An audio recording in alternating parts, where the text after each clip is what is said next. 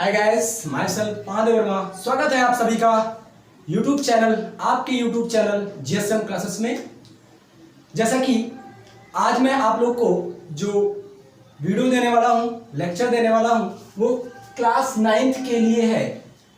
और class 9th में जो साइंस का पार्ट है आपका बायोलॉजी में, ठीक, उसके मैं लेक्चर देने वाला हूँ। मैं बायोलॉजी पढ़ाता हूँ, ठीक, तो उसके बारे में आप लोग फटाफट तैयार हो जाइए। बहुत ही कम समय में ये आपका बहुत ही इंपॉर्टेंट चैप्टर है। जो भी बायो से पढ़ेंगे बच्चे, उनके लिए तो खासकर बहुत ही बेनिफिशियल है। या आप चाहे जिस कंपटीशन एग्जाम में जाते हैं, इससे भी क्वेश्चंस आपको पूछे जाते हैं। तो फटाफट आप रेडी हो जाइए हमारे साथ और हम लोग तैयार करते हैं, ठीक। फटाफट पढ़ लेते हैं क्या चीज है। तो सबसे पहले हमें जो यहाँ पे पढ़ना है वो आपका पहला यूनिट 5 चैप्टर का नाम क्या है, the fundamental unit of life. मैंने यहाँ पे डाल रखा है, आप देख लीजिए, इसको नोट भी कर लीजिएगा, चैप्टर नेम डाल लीजिए। इसको हिंदी में क्या कहते हैं, ये एनसीईआरटी और जो आपका सीबीएसई बोर्ड, यूपी बोर्ड और सीबीएसई बोर्ड दोनों आपका एनसीईआरटी पैटर्न है, तो दोनों के लिए, ठीक। तो उसका हिंदी में जो यूपी बोर्ड वाले बच्चे हैं वो लिख ले जीवन की मौलिक इकाई, और जो सीबीएसई बोर्ड के हैं वो the fundamental unit of life, ठीक। इसको इंग्लिश में बोलते हैं, मतलब जीवन की मौलिक इकाई, ठीक। बहुत ही अच्छा चैप्टर है और समझने वाली चीज है। बस आप कंसंट्रेट रहिए, मैं 100% गारंटी देता हूं कि आपको समझ में जरूर आएगा, ठीक है। उससे पहले मैं आप लोगों से एक रिक्वेस्ट करना चाहता हूं कि आप लोग प्लीज हमारे चैनल्स को सब्सक्राइब करिए, शेयर करिए और लाइक करिए। यदि आपको कोई चीज दिक्कत हो रही समझने में या नहीं समझ में आ रहा है तो आप कमेंट बॉक्स में लिखिए, या हमारा कांटेक्ट नंबर होगा, उस पर आप हमसे कांटेक्ट करिए, हम आपको जरूर सेटिस्फाई करेंगे, ठीक है। तो आप फटाफट आते हैं अपने कोर्स पे, ठीक। तो सबसे पहले हम यहाँ पर, चूंकि हमें फंडामेंटल यूनिट ऑफ लाइफ पढ़नी है, और आप सभी लोग जानते हैं कि इस पृथ्वी पर जो भी वस्तु चाहे जो हो, वो किसी न किसी छोटे से पार्टिकल से मिलकर ही बना होता है, ठीक। इसको आप लोग जानते हैं। तो ठीक उसी प्रकार जो हमारा जीवन है वो भी जीव, मतलब क्या हुआ भाई, कोई बॉडी होगी तभी तो उसके अंदर जीवन होगा। तो वो बॉडी चाहे वो लिविंग हो चाहे नॉन लिविंग हो, वो भी कहीं ना कहीं टिनी पार्टिकल से, छोटे छोटे पार्टिकल से मिलकर बना होता है, जिसे क्या कहते हैं, सेल कहते हैं। क्या कहते हैं, सेल कहते हैं, ठीक। तो उसी के बारे में हमें अध्ययन करना है। तो सबसे पहले सेल, तो सेल पे अगर हम चले तो सबसे पहले इसकी हिस्ट्री देखते हैं। क्या देखते हैं, हिस्ट्री, इसका इतिहास क्या है, आखिर सेल आया कहां से, इस चीज को हम देखते हैं। तो सबसे पहले लगभग 384 या 384 से 322 बीसी में जो अरस्तु जी थे, अरस्तु को जानते हो ना, मैं पहले ही लेक्चर में आपको बता चुका हूं, जिसको फादर ऑफ बायोलॉजी या फादर ऑफ जूलॉजी आप कहते हो, ठीक। तो 384 से 322 बीसी में जो अरस्तु जी ने था, अरस्तु जी थे, उन्होंने क्या कहा कि जितने भी एनिमल्स होते हैं, एनिमल्स में जंतु, ठीक है, और आपके प्लांट्स, मतलब पौधे या पेड़ पौधे कह सकते हैं, जितने भी जंतु, यानी all plants and all animals composed of a few elements.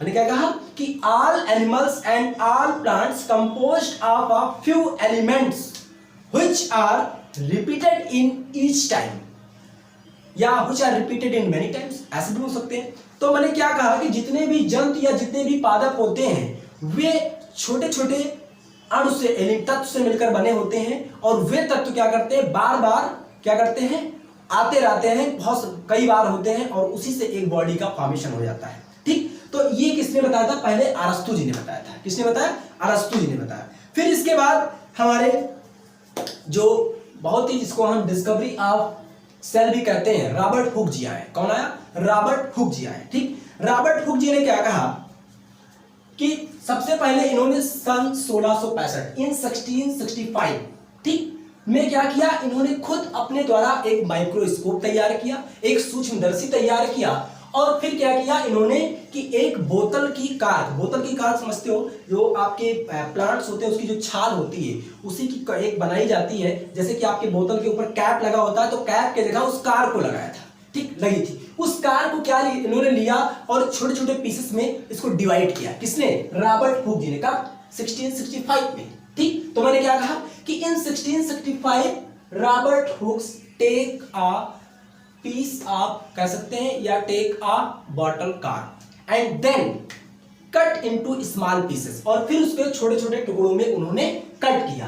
Cut करने के बाद फिर क्या किया उन्होंने, उसको रंजित किया, यानी कि उसको स्टेनिंग किया। स्टेनिंग करने के बाद उन्होंने अपने माइक्रोस्कोप में लगाया, अपने माइक्रोस्कोप में उसको सेट किया एज स्लाइड्स के रूप में। और फिर उन्होंने उनको क्या दिखाई दिया कि उन्होंने दिखाई क्या दिया, ये honey be like structure, honey bee यानी मधुमक्खी के छत्ते नुमा उनको संरचना दिखाई दी। ठीक, उस संरचना को क्या कहा कि जैसे कि लग रहा है किसी एक जेल का छोटा सा कमरा हो, किसी एक जेल का छोटा सा कमरा हो, उन्होंने ये कहा। ठीक, और उन्होंने फिर उसे नाम क्या दे दिया, सेलुली नाम दिया। क्या कहा, सेलुली नाम दिया।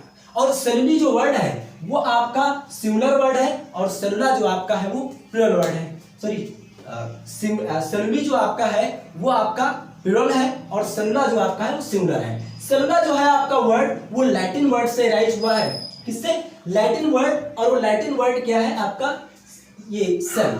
ठीक, यानी सेल जो आपका है वो ड्राइव्ड हुआ है Latin word, it means cellula is a Latin word, ठीक, which means a little room, जिसका मतलब होता है एक छोटा सा कमरा। तो मैंने क्या कहा कि in 1665 Robert Hooke take a cork of bottle and cut in small pieces, then under the microscope observes which see a like a bee structure and give a room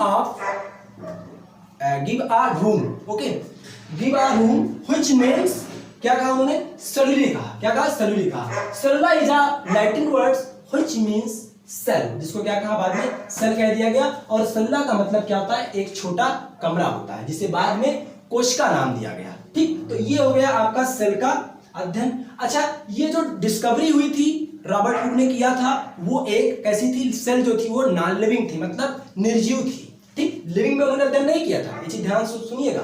ठीक, बाद में क्या हुआ कि एक हमारे और साइंटिस्ट आए, एंटोनी वान ल्यूवेनहॉक। कौन आया, एंटोनी वान ल्यूवेनहॉक जी आए और इन्होंने 1674 ईस्वी में 1674 में इन्होंने लिविंग सेल का अध्ययन किया, जो कि तालाबों में और कुछ ह्यूमंस के आपको स्पर्म मिलेंगे, वायरस, प्रोटोजोआ और बैक्टीरिया एंड जितने भी थे, इन्होंने यूनिसेलुलर एक कोशिकीय जंतुओं के अध्ययन किया। और तब जाके आपकी जो सेल थी वो एक लिविंग सेल में उसकी डिस्कवरी हुई। यानी सबसे पहले नॉन लिविंग सेल्स में खोज हुई थी। बहुत बार क्वेश्चन से पूछता है कंपटीशन में कि कोशिका की खोज सर्वप्रथम किसने की थी, तो रॉबर्ट हुक 1665, उसको मत बोलिएगा, बहुत सारे लोग पूछ लेते हैं। और ये भी आ जाता है कि हाँ लिविंग सेल में किसने की थी। अगर लिविंग सेल आपका पूछता है तो एंटोनी वान ल्यूवेनहॉक होंगे, और यदि ऐसे जनरल पूछ लेता है कि कोशिका की खोज सबसे पहले किसने की, तो आप रॉबर्ट हुक को टिक करेंगे, ना कि एंटोनी वान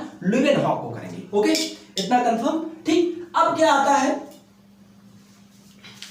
जो आपका सेल है, तो सेल का जो है इसे हम सेल बायोलॉजी के अंतर्गत आता है। किसके अंतर्गत, सेल बायोलॉजी। सेल मतलब कोशिका और बायोलॉजी मतलब आपकी हो जाएगी जीव विज्ञान। ठीक, अब जो सेल बायोलॉजी है, सेल बायोलॉजी, ये जब आगे क्लासेस में जाएंगे तो आपको इस नाम से मिलेगी, बुक्स आती हैं उसे आप पढ़ना है। ठीक, तो सेल बायोलॉजी है, ये आपका सेल जो है ये आपका लैटिन वर्ड है, लैटिन वर्ड से है। तो लैटिन वर्ड क्या है, सेला। क्या है, सेला आपका है। ठीक, और सेला का मतलब होता है आपका सेल, और बायो का मतलब होता है, बायोस का मतलब होता है लाइफ, वही चीज। और लोगास जो है, लोगास इसका मतलब होता है स्टडी, स्टडी होता है। यानी कह सकते हैं the study of life of cell is also called cell biology. The study of life of cell is called, क्या कहते हैं, सेल बायोलॉजी। क्या कहते हैं, सेल बायोलॉजी। ठीक, अब ये तो सेल बायोलॉजी है, और ये भी क्वेश्चन आ जाता है कि कोशिका के अध्ययन को क्या कहते हैं। तो अगर सेल बायोलॉजी वहां पर नहीं दिया है, सेल बायोलॉजी एक जनरल वे में नाम लेते हैं, लेकिन इसका जो मेन है वो आपका साइटोलॉजी है। क्या है, साइटोलॉजी। तो the study of cell is also called, या ऐसे कह सकते हैं the branch of biology in which deals with the study of cell, in which deals with the study of cell is called cytology. इसको क्या बोलते हैं, साइटोलॉजी। ठीक, तो ये आपका है साइटोलॉजी। तो आप कह सकते हैं कि कोशिका का अध्ययन जिस विज्ञान के अंतर्गत किया किया जाता है, या ऐसे कह सकते हैं कि जीव विज्ञान की वह शाखा जिसके अंतर्गत हम कोशिका का अध्ययन करते हैं उसी को साइटोलॉजी कहते हैं। उसी को क्या बोलते हैं? साइटोलॉजी कहते हैं। ठीक, तो ये कंफर्म हुआ।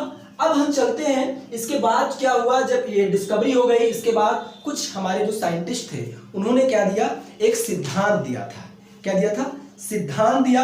और वो सिद्धांत क्या कहता है, इस चीज को हम देखते हैं। इसके बाद जो एंटोनी वान लीeuwenhoek जी थे, ये क्यों इनका सक्सेसफुल हुआ वो लिविंग सेल में देख पाए, क्योंकि जो रॉबर्ट हुक का माइक्रोस्कोप था उसकी जो पावर थी, लेंस की पावर थी, वो कहीं ना कहीं जो एंटोनी वान लीeuwenhoek ने यूज किया था उससे कम थी, इसलिए उन्होंने स्टडी वो नहीं कर पाए। ठीक, लेकिन एंटोनी वान लीeuwenhoek का जो माइक्रोस्कोप था ये हाई क्वालिटी का था। क्या था? हाई क्वालिटी का कह सकते हैं इलेक्ट्रॉन माइक्रोस्कोप, जिससे कि आज के दौर में आपका जो सिंपल माइक्रोस्कोप है, ठीक, क्या सिंपल माइक्रोस्कोप जो साधारण है उसका इस्तेमाल आपके जितने भी इंस्टीट्यूट हैं, कॉलेजेस हैं, वहां पे किया जाता है। और आपका जो इलेक्ट्रॉन माइक्रोस्कोप है इसका ज्यादातर इस्तेमाल जो आपके प्रयोगशालाएं होती हैं, जो भी जहां पर, जैसे कि अभी आप देखे होंगे जहां पे पैथोलॉजी सेंटर वगैरह है, वहां पे होता है। ठीक है, अब हम चलते हैं कि इसके बाद एक थ्योरी बनी थी जिसे नाम दिया गया था सेल थ्योरी, कोश का सिद्धांत। अब ये क्या है? ठीक, तो इसमें खासकर दो वैज्ञानिकों का रोल सबसे ज्यादा है। कितने वैज्ञानिकों का? दो वैज्ञानिक। ठीक, एक आपके कौन है, यहाँ पे मैंने लिख रखा है, आप जो भी CBSE NCERT board UP board के बच्चे होंगे वो सारे के सारे ध्यान से इसको नोट कर ले, यही है। ठीक, तो जर्मन साइंटिस्ट, एक जर्मन बोटनिस्ट थे जिनका नाम था एमजे स्लाइडन। क्या नाम था? MJ स्लाइडन। In 1838 give the idea, उन्होंने, उनके मन में एक विचार आया, एक आइडिया दिया कि the cells were the unit of structure in plant, यानी जितने भी प्लांट्स होते हैं वे भी उनके जो स्ट्रक्चर होता है वो उनकी स्मॉलेस्ट यूनिट जो होती है वो सेल होती है, यानी सेल से ही प्लांट सेल भी बने होते हैं। ठीक, फिर इन्हीं के एक साथी थे, कोवर्कर्स थे, जिन्होंने 1839 में एक जर्मन जूलॉजिस्ट थे जिनका नाम था टी स्वान। जिनका नाम क्या था? टी स्वान। ये मैंने लिख रखा टी स्वान। ठीक, टी स्वान। ठीक, तो ये क्या, इन्होंने क्या दिया, was given the same idea for, इन्होंने किसके लिए दिया? एनिमल्स के लिए, यानी कि जंतुओं के लिए दिया। इन्होंने कहा कि जितने भी जंतु होते हैं कि the cells were the unit of structure in animals. ठीक, अब इन दोनों पास्टुलेट्स को एक में मिक्स कर दिया जाए, ठीक, मिला दिया गया, तो उसी से क्या बनी? आपकी सेल थ्योरी बनी। और वो सेल थ्योरी क्या है कि the cell is the structural unit of living organism, यानी कि जो कोशिका है वो सजीवों की क्या है? संरचनात्मक इकाई है। तो आप कह सकते हैं कि सजीवों की संरचनात्मक इकाई को ही क्या कहते हैं? सेल कहते हैं। और इसी को कहा गया सेल थ्योरी। जब दोनों पास्टुलेट्स एक में मिला दिया गया तो उसी को नाम दिया गया सेल थ्योरी। मैं फिर से बता रहा हूं आपको, एक बार फिर से नोट कर लीजिएगा कि कोशिका थ्योरी में जो सिद्धांत है उसमें क्या है आपका, कि जर्मन बोटनिस्ट थे जिनका नाम था एमजे स्लाइडन। उन्होंने 1838 में एक अपना विचार दिया, व्यू दिया। उसमें क्या कहा कि जितने भी प्लांट्स होते हैं वो छोटी छोटी सेल से, यानी कोशिकाओं से मिलकर बने होते हैं। ठीक, इन्हीं के एक साथी थे, उन्होंने 1839 में कहा, जो कि एक जर्मन जूलॉजिस्ट थे, उन्होंने कहा सेम आइडिया दिया कि जितने भी जंतु होते हैं वो भी क्या, किससे बने होते हैं? कोशिकाओं से बने होते हैं। और जब इन दोनों पास्टुलेट्स को एक साथ मिक्स कर दिया गया, ठीक, तो क्या कहा गया कि the cell is the structural unit of living organism, this was known as cell theory. इसी को सेल थ्योरी दिया गया। ठीक है, लेकिन ये ज्यादातर प्रूव नहीं कर पाए। और बाद में क्या हुआ कि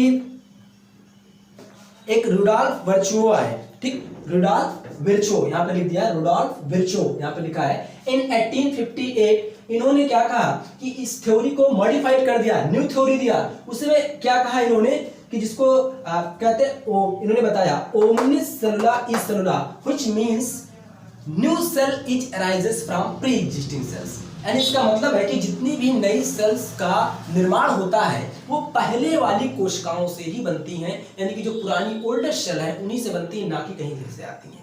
ठीक, तो इसका मतलब क्या है? ओमनिस सेलुला इज सेलुला किसने कहा? इन 1858 में रुडोल्फ विर्चो नाम के साइंटिस्ट थे, उन्होंने कहा कि omnis cellula is cellula, which means new cell arises from the pre existing cells. Okay, तो ये हुआ आपका कोशिका सिद्धांत। ठीक, तो हम आज बात किए क्या, आपका सेल के बारे में, सेल का अध्ययन किसके अंतर्गत किया जाता है, उसकी हिस्ट्री क्या है, सेल थ्योरी क्या है, इन दोनों चीज पे बात किया। और ये सब्जेक्ट आपका खासकर 9th के लिए है।